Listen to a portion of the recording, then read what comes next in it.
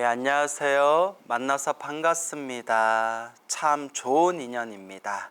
오늘도 예불문 강의를 시작하도록 하겠습니다.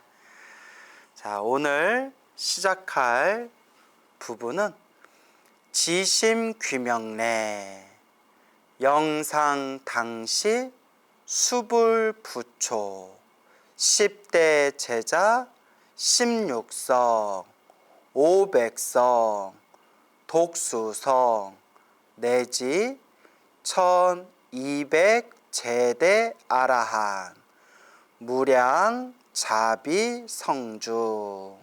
이제 시작할 차례네요. 지심귀명례, 지심 지극한 마음으로 라고 했죠. 지극한 마음으로, 정성스러운 마음으로.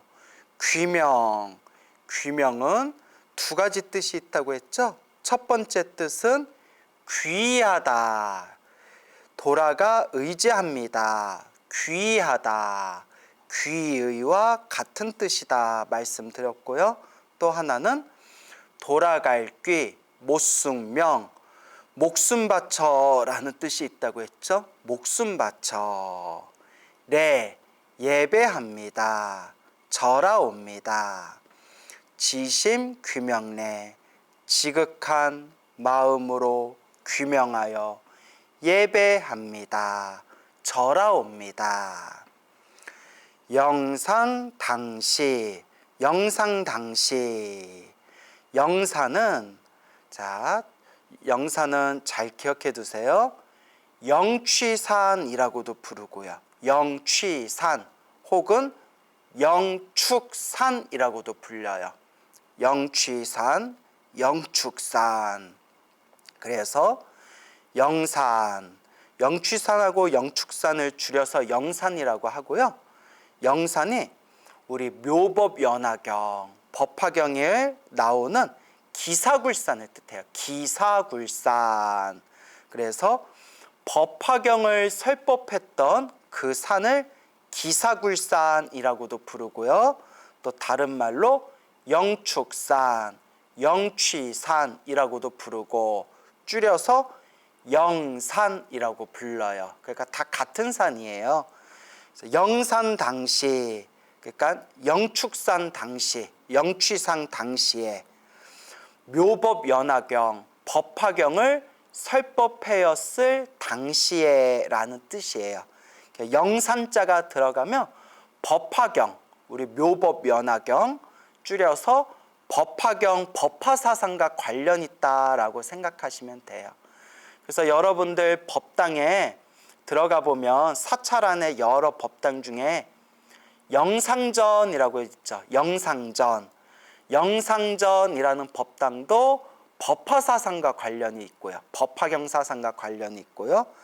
또 여러분 영상제라는 이름 들어보셨죠? 영산제라는 그런 어떤 천도제, 큰 제가 있거든요. 그 영상제도 법화경, 법화사상과 관련이 있고요. 또 여러분들 영산회상이란 말 들어보셨어요? 그림 중에서도 우리 불교의 불화 중에서도 영상회상도라는 또 그림이 있거든요. 그것도 법화경 사상과 관련이 있습니다.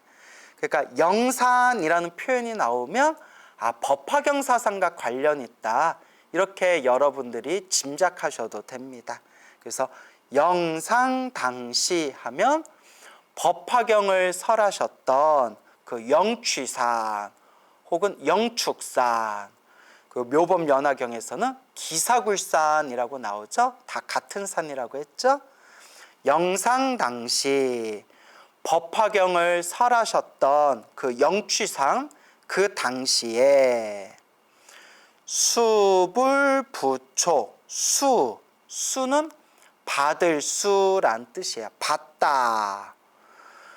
무엇을 받았느냐? 불은 부처님이란 뜻이겠죠. 부처님의 부촉. 자, 부촉이 뭐냐? 어렵게 생각하지 마시고 부탁하고 같은 뜻이야. 부탁. 우리가 부탁하다, 부탁받다라는 표현을 쓰죠. 그 부탁하고 같은 뜻이 부촉이에요. 부촉. 그러니까 수불부촉 하면 부처님의 부촉을 받은, 부처님의 부탁을 받은 이란 뜻이에요. 그러면 부처님의 어떤 부탁을 받았느냐? 그 묘범연화경, 법화경에 보면 우리 부처님께서 그 법화경에 나오는 수많은 불제자들에게 부처님께서 수기를 내려주세요. 수기라는 것은 부처님께서 불자들에게 그대는 미래 세상의 부처가 될 것이다. 그대는 미래 세상에 성불하게 될 것이다 라고 예언해 주는 것을 불교에서는 수기라고 불러요. 수기. 그래서 부처님께서 우리 불자들에게 그대는 미래 세상에 이러이러한 이름의 부처가 될 것이다. 부처님이 될 것이다 라고 부처님께서 예언을 해주시는 것을 수기라고 부릅니다. 그래서 우리가 부처님께 수기를 받다라는 표현이 있죠. 부처님께 수기를 받다라는 표현은 부처님께 그대는 미래 세상에 성불하게 될 것이다. 부처가 될 것이다 라고 예언을 받는 것을 이제 부처님께 수기받다라고 이제 표현을 하게 됩니다.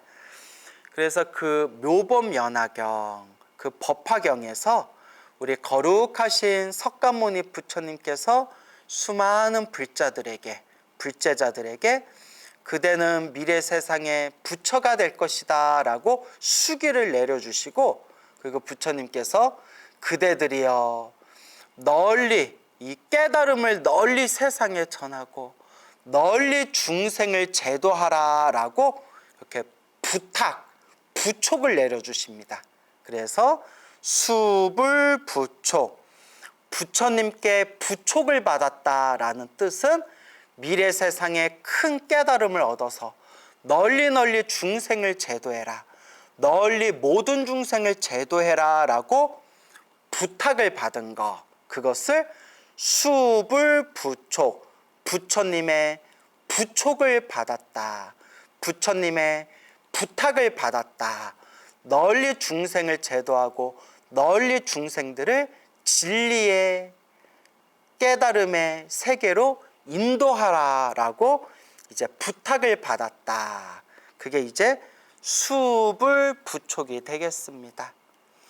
그래서 영상 당시 그 법화경을 설하셨던 그 영취상 당시에 수불부촉, 부처님의 부촉을 받은, 부처님의 부탁을 받은 10대 제자, 10명의 큰 제자를 뜻하죠.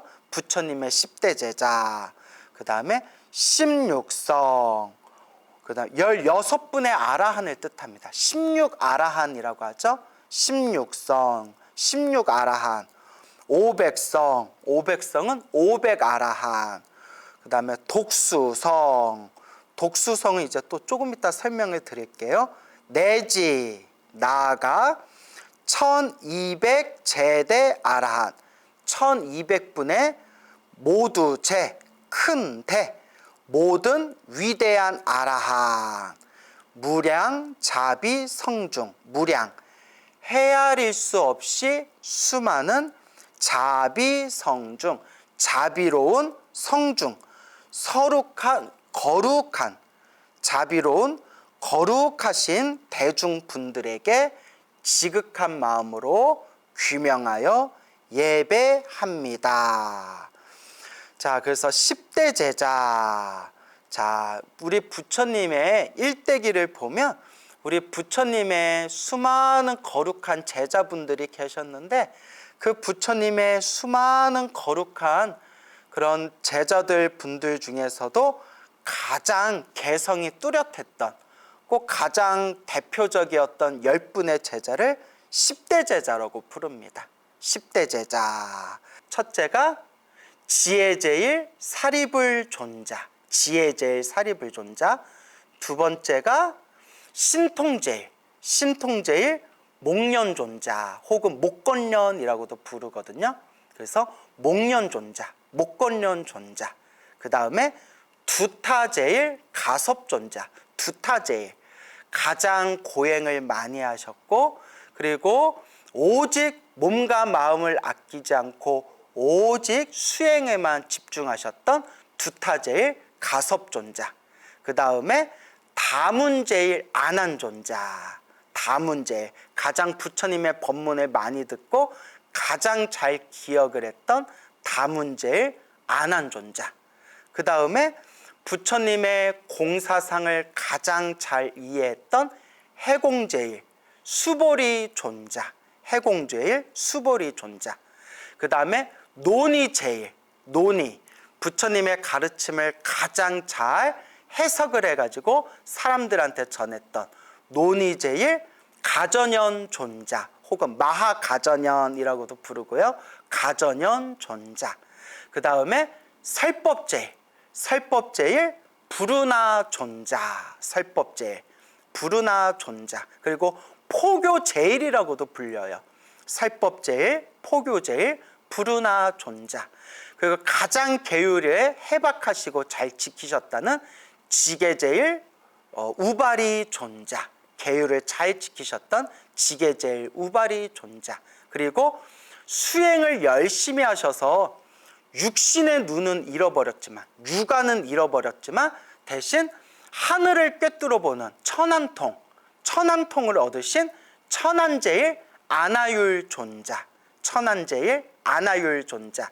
그 다음에 마지막에 부처님의 아드님이셨던 밀행제일 라울라존자. 그래서 이 10분의 제자분들을 부처님의 10대 제자라고 부르고 있습니다. 자, 그리고 부처님의 10대 제자, 그 다음에 16성. 이 성자가 거룩할 성자예요. 그래서 16성 하면 거룩할 성자. 그래서 거룩한 성자를 뜻해요. 모든 번뇌와 욕망에서 벗어난 거룩한 성자를 우리 불교에서는 아라한이라고 부르죠. 그래서 16성 하면 16아라한을 뜻해요. 여러분 법당에 사찰에 있는 법당에 들어가 보면 법당 중에 나한전이라고 있잖아요. 뭐 응징전, 응공전, 나한전이라고 불리는 법당이 있는데 다 이제 똑같이 아라한들을 모셔놓고 있는 법당이에요. 모든 번뇌와 욕망에서 벗어난 거룩한 성자를 아라한이라고 하거든요. 그래서 16성은 16아라한을 뜻하고요. 500성은 500아라한을 뜻하기도 하고, 또 이제 또 어떤 분은 그 묘법연화경, 법화경의 28품 중에 500제자 수기품이라고 있거든요. 그 500제자 수기품에 나오시는 500제자를 뜻한다라고 말씀하시는 분들도 계시죠. 그래서 어쨌거나 500성 하면 500아라한. 자, 그래서 10대 제자와 16성, 16아라한과 500성, 500아라한. 그 다음에 이제 독수성이라고 나오네요. 자, 독수성은 설명이 조금 복잡해요. 그래서 잘 들으셔야 돼요. 독수성은 독자가 혼자, 홀로라는 뜻이에요. 혼자, 홀로. 수는 닦을 수. 성은 이제 거룩할 성, 성자, 성인, 아라한을 뜻한다고 했죠. 그래서 독수성 하면 혼자 닦아서 아라한이 되신 분, 혼자 수행하고 홀로 닦아서 번뇌와 욕망에서 벗어난 거룩한 성자가 되신 분이란 뜻이에요. 그래서 여러분 노트에다가 잘 적어 놓으세요. 독수성, 독수성을 다른 말로 독성이라고도 불러요. 독성. 여러분 독성기도라고 들어보셨죠? 우리가 흔히 뭐 나반존자 독성기도 한다라는 표현 쓰잖아요. 독수성을 독성이라고도 하고요. 또 옆에다 적어주세요. 독각이라고 돼요. 독각. 깨달을 각. 혼자 깨달았다 해서 독각이라고도 해요. 그 다음에 영각이라고도 불러요. 영각. 이념법을 홀로 깨달아서 성자가 됐기 때문에 이념법을 깨달았다 해서 연각이라고도 불러요. 연각. 그 다음에 또 벽지불이라고도 불러요. 벽지불. 그래서 독수성, 독성, 독각, 영각, 벽집을 다 같은 뜻이에요. 독수성, 독각, 영각, 독성, 벽집을 다 같은 뜻입니다. 그러면 이게 이 독수성, 독성이 어떤 분들이냐? 불교가 없는 시대, 그러니까 부처님이 아직 세상에 출현하지 않으셨고 불교가 없는 시대에 산에서 혼자 수행을 해서 혼자 깨달음을 얻어서 홀로 모든 번뇌와 망상이 사라지신 거룩한 성자를 혼자 수행해서 혼자 깨달았다 해서 독수성, 독성, 영각, 독각, 벽지불이라고 불러요. 그래서 부처님이 없는 시대, 불교가 없는 시대에 혼자 수행해서 혼자 깨달음을 얻었는데, 그런데 부처님 밑에다 둬요. 부처님 제자로 두거든요. 왜냐하면 이 독각들은 혼자 깨달음을 얻었지만 머나먼 과거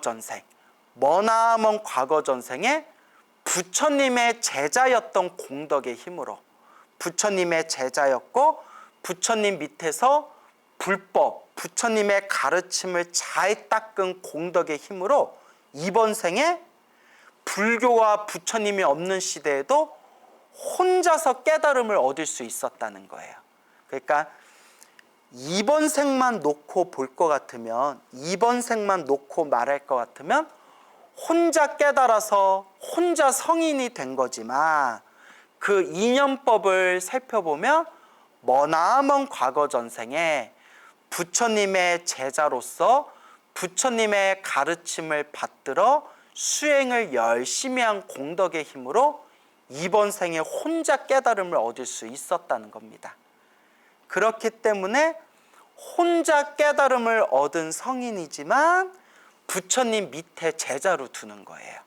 그래서 부처님의 가르침을 듣고 부처님의 가르침을 통해서 깨달음을 얻은 분들을 성문이라고 불러요. 성문, 소리성, 들을 문. 그래서 성문 제자라고 불러요. 성문. 그리고 이번 생에 부처님의 가르침을 배우지 않았는데도 혼자 수행해서 혼자 깨달음을 얻으신 분들을 이제 독각, 독성, 영각, 벽지불이라고 불러요. 그래서 우리가 법화경에 보면 성문, 영각이라는 표현 나오죠.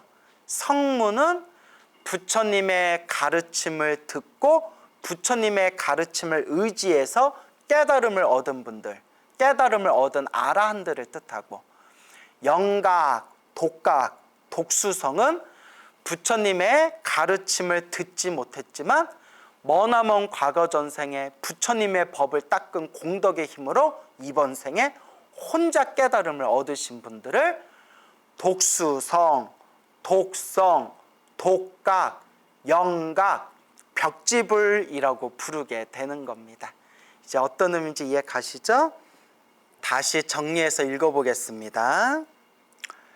영상당시, 영산, 영취산, 영축산, 그리고 법화경을 설법하셨던 기사굴산, 다 같은 뜻이라고 했습니다. 그래서 영상당시, 법화경을 설법했었던 당시에 그 법화경에 그 가르침에 모여있던 그 모든 불제자들을 표현하고 있는 겁니다.